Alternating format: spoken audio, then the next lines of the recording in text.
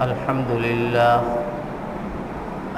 لله نحمده ونستعينه ونستغفره ونؤمن به ونتوكل عليه ونعوذ بالله من شرور أنفسنا ومن سيئات أعمالنا من يهده الله فلا مضل له ومن يضلله فلا هادي له ونشهد أن لا إله إلا الله وحده لا شريك له ونشهد أن سيدنا ونبينا ومولانا محمدا عبده ورسوله أما بعد فأعوذ بالله من الشيطان الرجيم بسم الله الرحمن الرحيم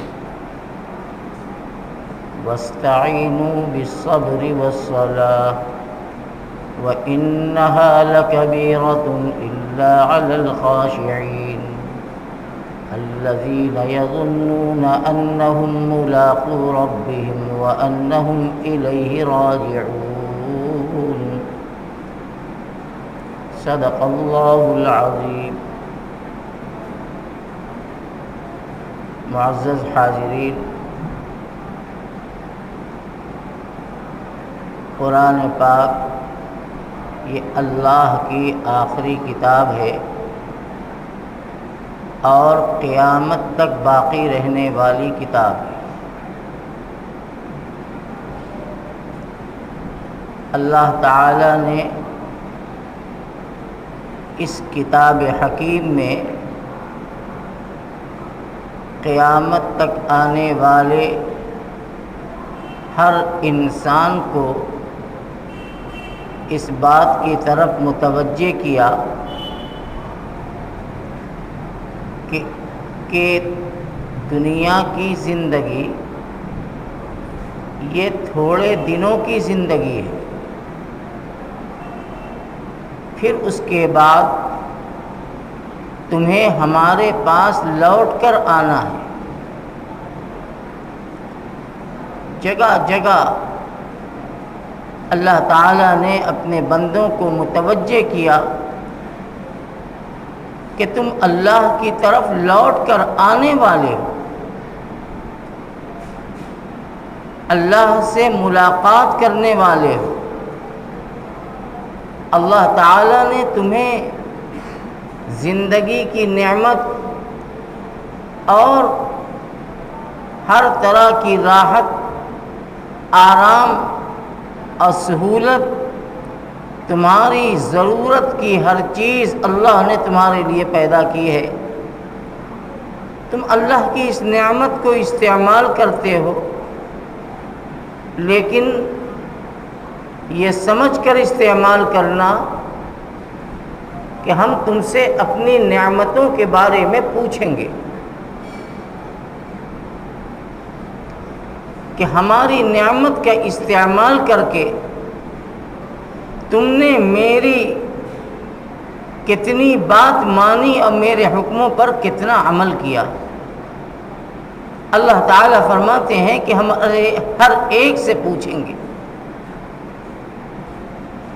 جگہ جگہ تعالی شانہ نے اس بات کو بیان کیا کہ دیکھو، مرنا ہے، مرنے کے بعد قبر میں جانا ہے، اور قبر میں جانے کے بعد ایک دن وہ آئے گا کہ تمہیں قبر سے اٹھ کر ہمارے سامنے حاضر ہونا ہے اور اپنی زندگی کے ایک ایک عمل کا تم کو حساب دینا۔ مقصد کیا ہے؟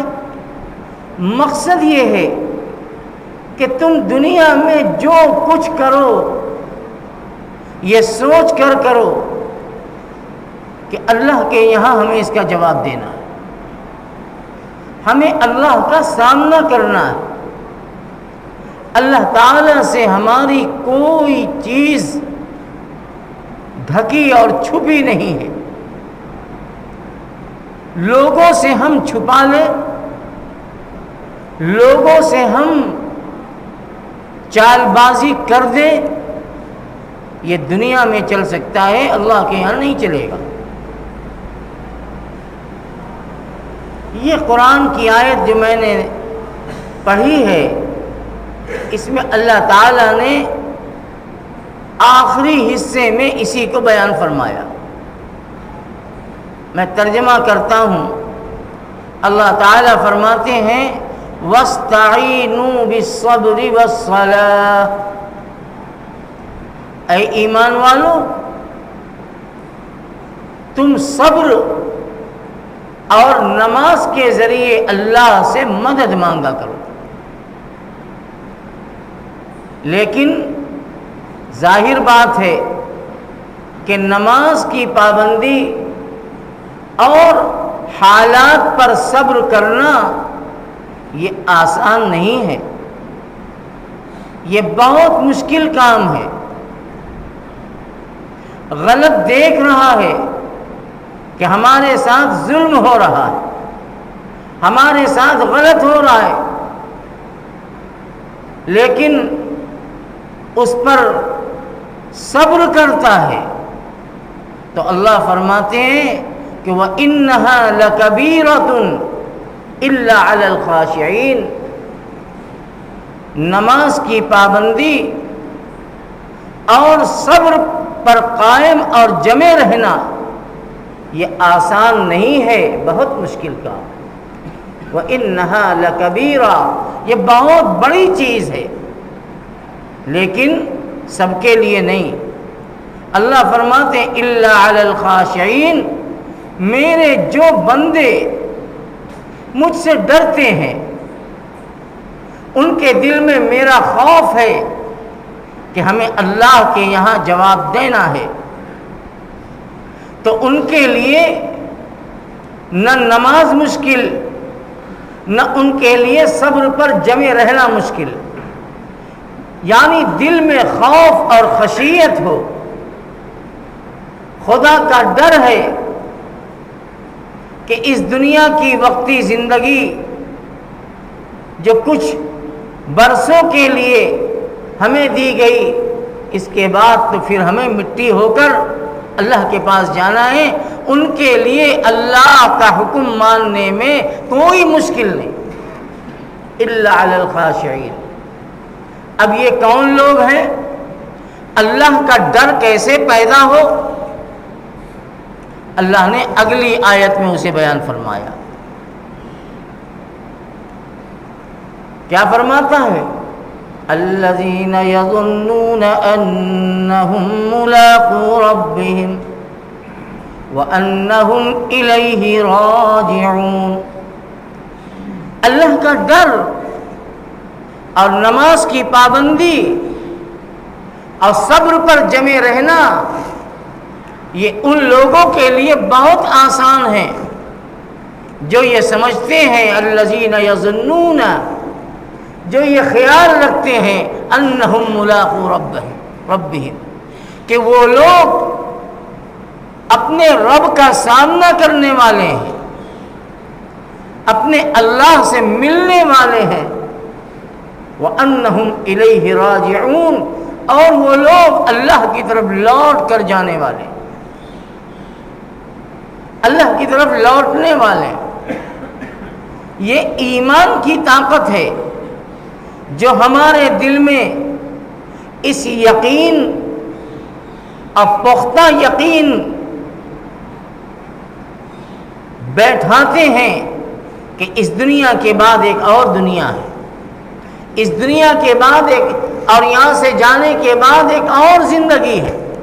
یہ ایمان ہے جو بول رہا ہے، ورنہ جن کے دل میں ایمان نہیں تھا، جو اللہ کی طاقت، اللہ کی قدرت، اس کے حکم پر ایمان نہیں لاتے تھے، ان کے یہ بات سمجھ میں نہیں آتی تھی کہ مرنے کے بعد جب ہم مٹی ہو جائیں گے، ہمارا جسم ختم ہو جائے گا، ہڈیاں گل جائیں گی، ٹوٹ پھوٹ جائیں گے، تو ہم دوبارہ کیسے زندہ ہوں گے؟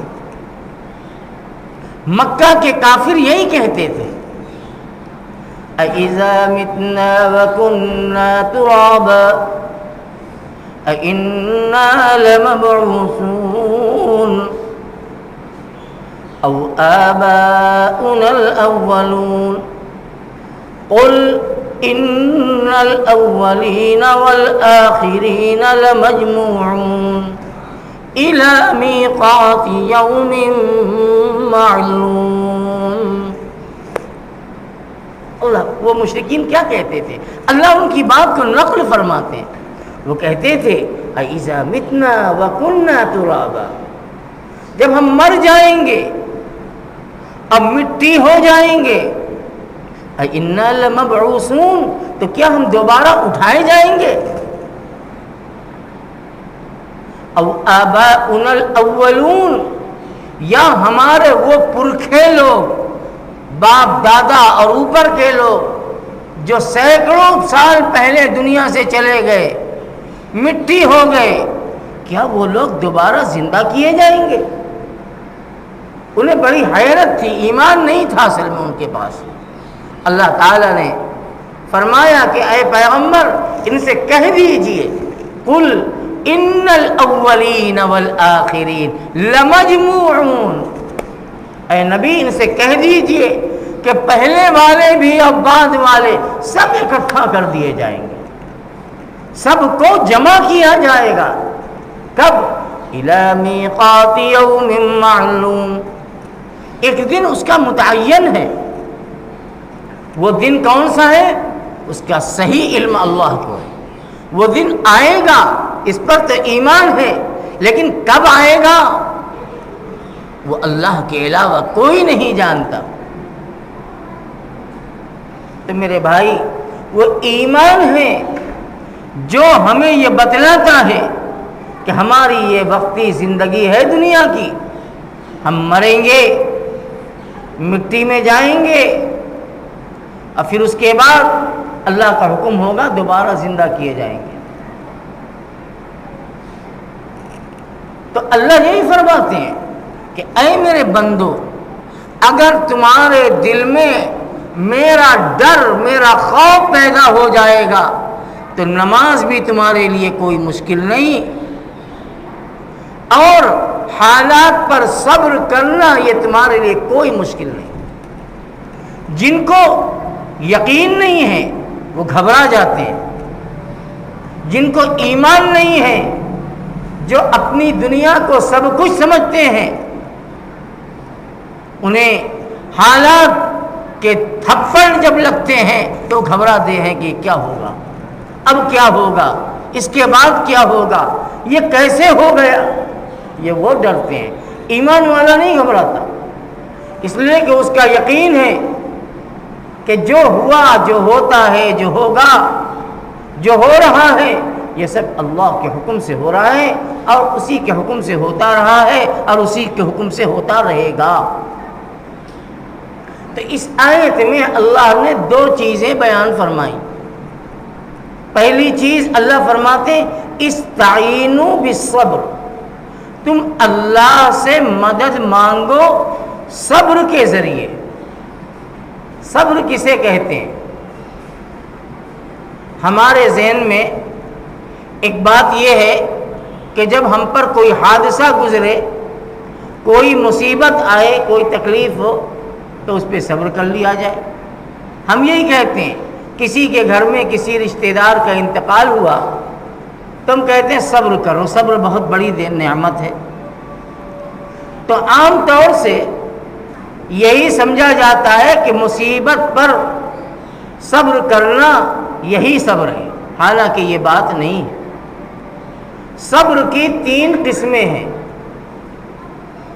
ایک صبر علی الطاعہ، اللہ کے احکام اور اطاعت و فرما برداری پر جمے رہنا، جم جانا۔ اس لیے کہ بہت سی چیزیں جو ہمارے مزاج، ہماری پسند، ہماری خواہش کے برخلاف ہیں، لیکن اللہ کا حکم ہے، اللہ کے حکم کو ماننا، اسی کو صبر کہتے ہیں، صبر علی الطاعہ۔ میٹھی نیند سو رہے ہیں، فجر کی اذان ہوئی، نماز میں 15-20 منٹ باقی ہے، جی نہیں چاہتا اٹھنے کا، آرام سے گہری نیند سو رہے، اور شیطان بھی تھپکیاں دے رہا ہے، سلا رہا ہے کہ ابھی سوئے رہو، ابھی سوئے رہو. لیکن طبیعت کی پسند کے خلاف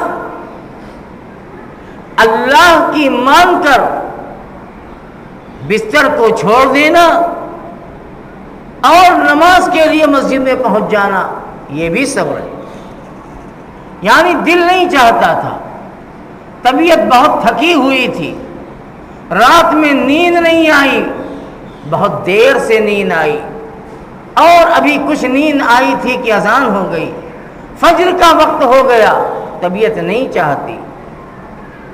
لیکن بس یہ ہے کہ اللہ کا پکار، اللہ کی پکار، اللہ کا بلاوا آیا، بس چھوڑ کر ہم اللہ کے حکم پر مسجد کی طرف اٹھے اور وضو کیا اور مسجد کی طرف چل پڑے. تو ایک صبر یہ ہے، صبر علی الطاعہ، اللہ کے حکم پر مضبوطی سے جمے رہنا، اور اس جمنے پر طبیعت کے خلاف کوئی چیز آئے تو اس پر قائم رہنا اور اس کو مضبوطی سے پکڑے رہنا، اسے کہتے ہیں صبر. اور اس کا نام ہے صبر علی الطاعہ، اطاعت اور فرما برداری پر صبر کرنا. دوسری صبر کی قسم ہے صبر عن المعصیہ، گناہ سے بچ جانا اور اس پر صبر کر لینا. یعنی جی بہت چاہتا ہے کہ جھوٹ بول دے، شیطان کہتا ہے کہ دوسروں کا پیسہ دبا دیں، بے ایمانی کر لیں. شیطان کہتا ہے کہ دبا دو گے تو تمہارا اتنا بڑھ جائے گا، دوسروں کی زمین مار لو گے تو تمہیں اتنا مل جائے گا، اور جب اسے بیچو گے تو تمہیں بڑا فائدہ ہوگا. شیطان طرح طرح سے دل میں بات ڈالتا ہے. شیطان کہتا ہے کہ دیکھو جھوٹ بول دو، بے ایمانی کر لو، دھوکہ دے دو، بے وقوف بنا دو. یہ سب شیطانی خیالات ہیں جو دل میں پیدا ہوتے ہیں. لیکن اگر دل میں اللہ کا خوف اور خدا کا ڈر ہے تو وہ فوراً کہے گا استغفر اللہ العظیم، لا حول ولا قوت الا باللہ العلی العظیم. یہ اللہ کی مرضی کے خلاف اور اس کے پسند کے خلاف ہے، ہم اس گناہ کے قریب نہیں جائیں گے. ایک پیسہ دوسرے کا ہے ہم اسے دیں گے، ایک بارش زمین کسی کی ہے ہم اسے دیں گے، وہ نہ لے گا اور مجھے وہ دے دے تو ٹھیک ہے، لیکن اس کا حق ہے، ہم حق اس کو دیں گے. طبیعت نہیں چاہتی، طبیعت چاہتی ہے کہ دبا دو، طبیعت چاہتی ہے کہ مار دو، بے ایمانی کر لو، مال میں عیب نکال کر عیب کا پیسہ کاٹ لو. دل یہ چاہتا ہے، لیکن یہ شیطانی خیال ہے. لیکن ایمان اگر دل میں ہے تو وہ فوراً اس کا ایمان کہے گا دیکھ تو کر کیا رہا ہے، اللہ تجھے دیکھ رہا ہے، اللہ تجھے دیکھ رہا ہے، تو یہاں دبا رہا ہے کسی کو، کل خدا کے یہاں تجھے اتنا دینا پڑے گا تو دے نہ پائے گا، خون کے آنسو تو روئے گا اور پھر اٹھا کے جہنم میں ڈال دیا جائے گا، تو کچھ نہ کر پائے. تو اسی کو کہتے ہیں صبر عن المعصیہ، گناہ سے بچ جانا. گناہ کر سکتا تھا، موقع تھا بے ایمانی کرنے کا، موقع تھا حق مار دینے کا، لیکن اس کے باوجود وہ اللہ کا ڈر اس کے دل میں تھا جس نے اس کو جھوٹ سے، خیانت سے، بے ایمانی سے، دوسروں کے حق والوں کا حق مارنے سے اس کے ایمان نے، اس کے ڈر نے بچا لیا. وہ بڑا اعلیٰ درجے کا انسان ہے. تو اس کو کہتے ہیں صبر عن المعصیہ، گناہ سے بچ جانا اور اپنے مزاج اور طبیعت کے خلاف کام کر کے اس پر صبر کر لینا۔ یہ بہت بڑی دولت ہے، یہ بہت بڑی چیز ہے۔ آج ہم سے اپنا تو دیا نہیں جاتا کسی کو، لیکن دوسروں کا دینے میں بھی ہماری مصیبت آ جاتی ہے جو ہمارا نہیں ہے۔ دوسروں کا حق دینے میں ہم مصیبت میں پڑتے ہیں اور نیت ڈاواڈول ہو جاتی ہے کہ دیں کہ نہ دیں، کہاں سے دبا سکتے ہیں وہاں سے دبا لیں۔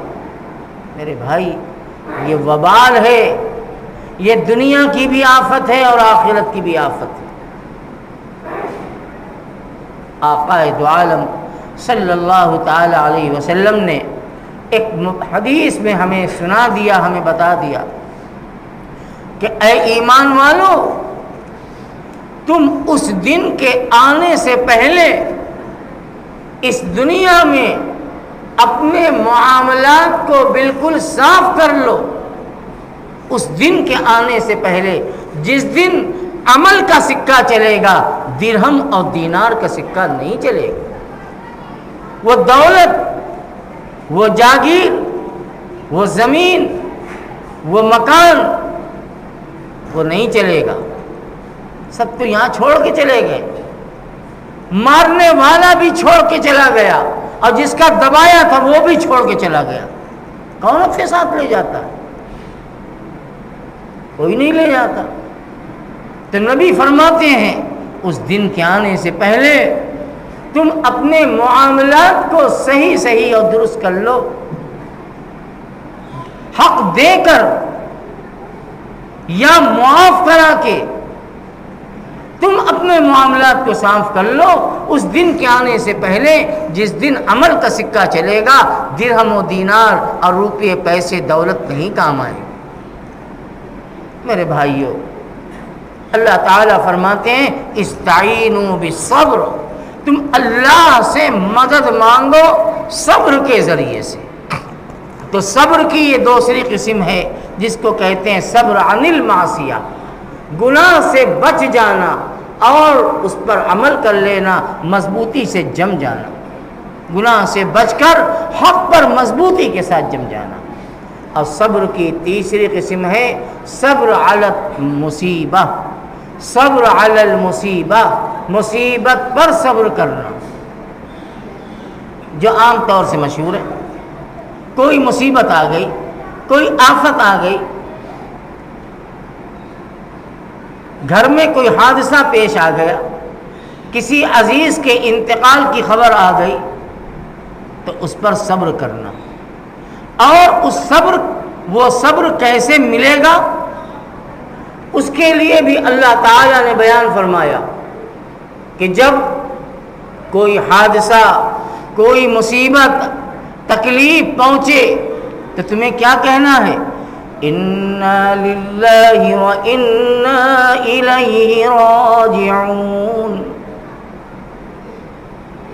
ہمیں یہی حکم دیا گیا، الذین اذا اصابتہم مصیبہ، جب ایمان والوں کو کوئی مصیبت پہنچتی ہے تو ان کی زبان پر یہ جملہ آتا ہے انا للہ و انا الیہ راجعون، ہم سب اللہ کے لیے ہیں اور ہم سب کو اللہ کی طرف لوٹ کے جانا۔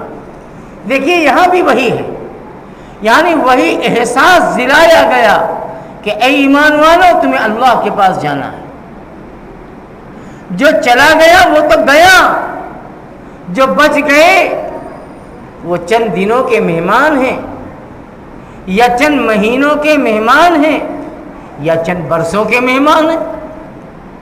جانا تو سب کو ہے، سب کا وقت طے ہے، وقت آیا وہ گیا، وقت آئے گا یہ جائے گا، ہر کوئی جائے گا، ہر کوئی جا ہی رہا ہے۔ روز ہم سنتے ہیں آج فلاں کا انتقال ہو گیا، آج فلاں کا انتقال ہو گیا، آج فلاں کا انتقال ہو گیا۔ تو اس میں حیرت کی کیا بات ہے؟ زندگی کی سانس مکمل ہو گئی، وہ چل پڑے، آنکھ بند کر لی۔ جس دن ہمارا آ جائے گا وقت، کوئی روک سکتا ہے؟ کوئی بچا سکتا ہے؟ کسی دوا اور کسی ڈاکٹر سے زندگی بڑھ سکتی ہے؟ ایک سانس نہیں بڑھ سکتی، چلے جائیں گے، اور سب جا رہے ہیں، کتنے چلے گئے۔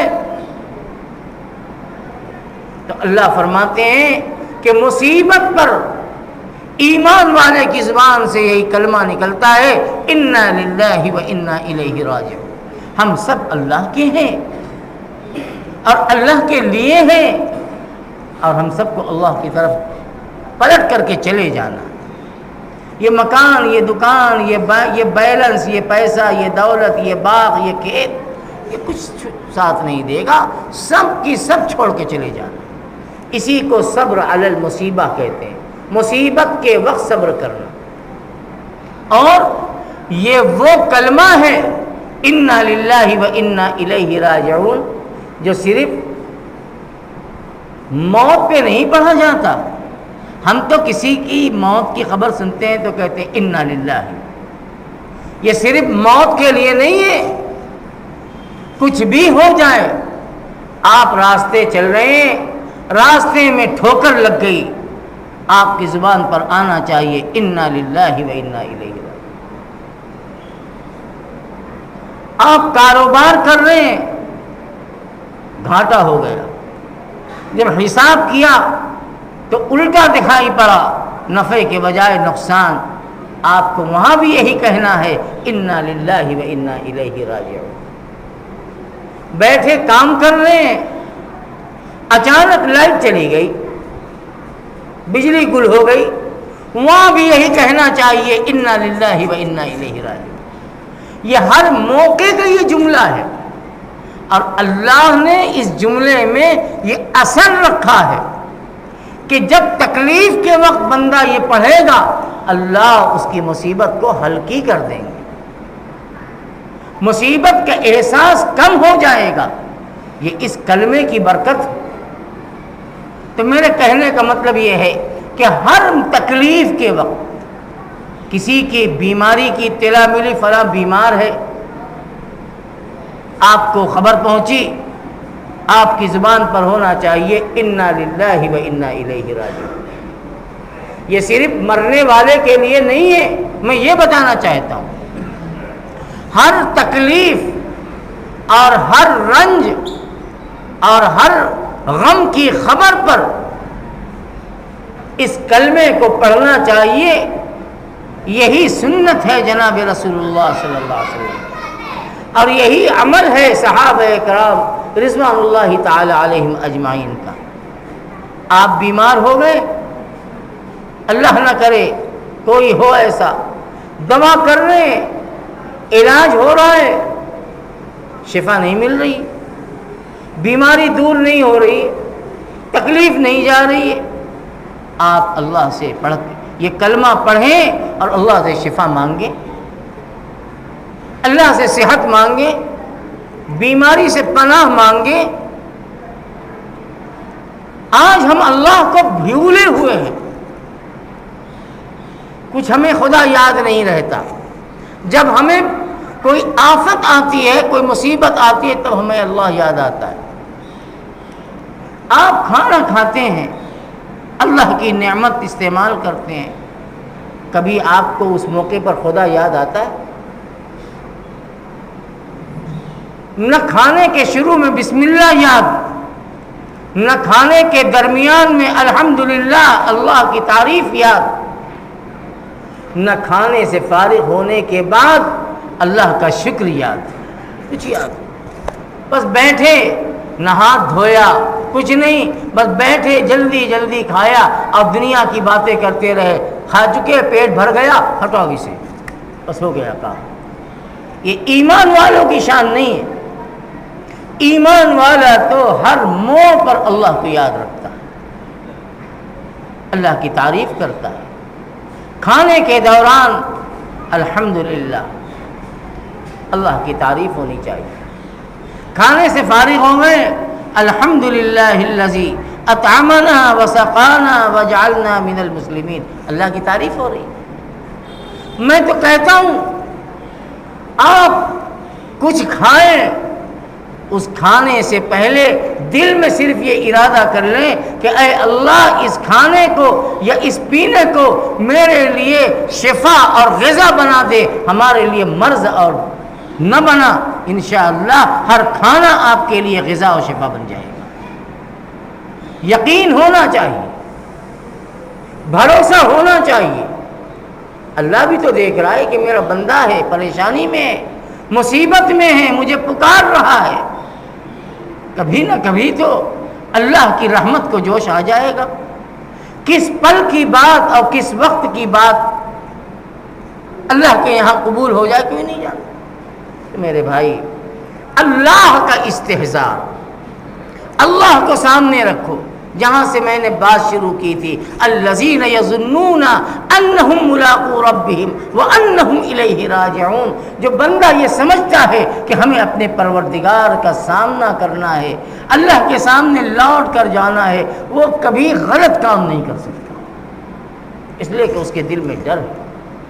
آج خوف خدا اور اللہ کا دھیان ہمارے دلوں میں نہیں رہا، اس لیے بے ایمانیاں بھی ہو رہی ہیں، خیانت بھی ہو رہی ہے، جھوٹ بھی بولا جا رہا ہے، الزام تراشیاں بھی ہو رہی ہیں، اور پھر اس کے بعد حق کو مارا جاتا ہے، حق کو دبایا جاتا ہے۔ یہ سب آخرت کا یقین اور استحضار نہ ہونے کی بنیاد پر ہے۔ میرے بھائیوں، اللہ تعالیٰ نے اسی کو فرمایا وَاسْتَعِينُوا بِالصَّبْرِ وَالصَّلَاةِ، اللہ سے صبر کے ذریعے اور نماز کے ذریعے اللہ سے مدد مانگو۔ آخری بات جو میں نے پچھلے جمعے میں چند منٹ میں آپ کو بتلایا تھا، سنت مؤکدہ کے سلسلے میں 5 نمازوں کی سنت مؤکدہ کتنی ہے اور کب پڑھنی ہے اور سنت مؤکدہ کا درجہ کیا ہے، وہ سب باتیں میں پچھلے جمعہ میں بیان کر چکا ہوں۔ آج میں جمعہ کی سنت مؤکدہ کو بیان کرتا ہوں۔ جمعہ کے نماز مکمل وہ 10 یا 12 ہے۔ جمعہ کی نماز سے پہلے 4 رکعت جو ہم پڑھتے ہیں وہ 4 رکعت سنت مؤکدہ پڑھنا ضروری ہے، نہ پڑھنے پہ گناہ ہوگا۔ 2 رکعت جمعہ کی فرض ہوتی ہے، ظہر کی 4 ہوتی ہے، جمعہ کی 2 ہوتی ہے۔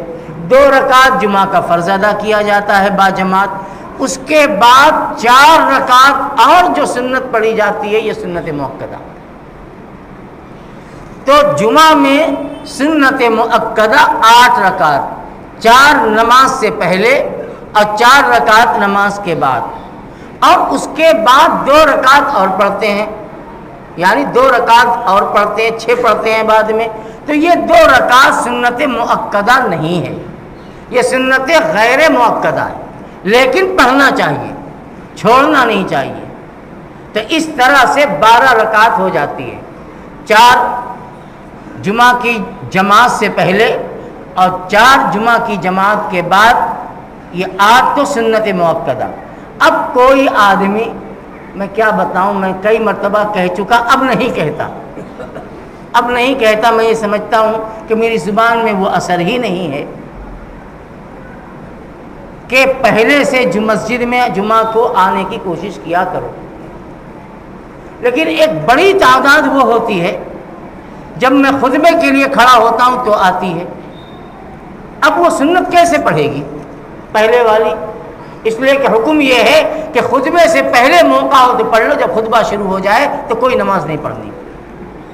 لیکن بالکل گھڑی دیکھ کر کہ اب خطبے کی اذان ہونے والی ہوگی، اب چلو مسجد میں، ایک تعداد وہ ہے۔ یہ افسوس کی بات ہے میرے دوستو، میں اپنے لیے نہیں کہتا، میں آپ کے لیے کہتا ہوں، یہ محرومی کی بات ہے۔ ہاں خدا نخواستہ کسی کو کوئی کبھی مجبوری آ گئی، کوئی پریشانی دقت آ گئی تو ایک دوسری چیز ہے، لیکن معمول بنانا کہ بس ہمیں معلوم ہے کہ 1:25 اور 27 پر خطبہ کھڑا ہوتا ہے تو 26 پہ چلیں گے، یا 1:35 پر نماز شروع ہوتی ہے تو 1:30 چلیں گے، 35 پہ چلیں گے، نماز تو مل ہی جائے گی۔ یہ سوچ غلط ہے، نہیں بدلو گے نقصان اٹھاؤ گے۔ میں اپنے لیے نہیں کہتا، بات ذرا تلخ ضرور لگے گی لیکن اپنے لیے نہیں کہتا، یہ آپ کے لیے کہتا۔ اتنی فضیلت کا دن، اتنی برکت کا دن، اتنے برکت اور نورانی ماحول، اور پھر ہم صرف 2 رکعت نماز پڑھنے کے لیے آتے ہیں جمعہ کی۔ اور دن کتنے افسوس کی بات ہے کہ اور دنوں میں ہم ظہر کی نماز پڑھتے ہیں تو ہم سنت بھی پڑھتے ہیں، پہلے کی بھی پڑھتے ہیں، بعد کی بھی پڑھتے ہیں، لیکن جمعہ کے دن کتنے ایسے لوگ ہیں کہ جماعت ہوئی، دعا ہوئی، اور ایک بہت بڑا طبقہ مسجد کے باہر اس نے سمجھا کہ میں نے جمعہ پڑھ لیا، 2 رکعت تو پڑھ لیا میں نے امام صاحب کے پیچھے، اس جمعہ میرا ہو گیا۔ یہ گناہ کی بات ہے، اب محرومی کی بات ہے۔ آپ یا تو سنت گھر سے پڑھ کے آئیں اور فرض کے بعد گھر جا کے پڑھیں، اور اگر گھر میں موقع نہیں ہے یہاں پہلے آ جائیں اور پہلے پڑھ لیں، اور فرض جماعت کے بعد جو 4 رکعت سنت مؤکدہ اور 2 رکعت اور سنت پڑھنی ہے وہ بعد میں پڑھیں، اس کے بعد جائیے آرام سے جو کام ہو۔ اس مزاج کو بدلو، اللہ ہمارے دل کو دیکھ رہا ہے۔ ہم بیٹھے ہوئے گھر میں وقت ضائع کرتے ہیں، بیٹھے رہتے ہیں کہ وقت ابھی باقی ہے، ابھی تو مولانا صاحب کی تقریر ہو رہی ہوگی، جب تقریر ہو جائے گی اور جو خطبے کا وقت ہوگا تو چلیں گے، آپ سنت سے محروم ہو گئے۔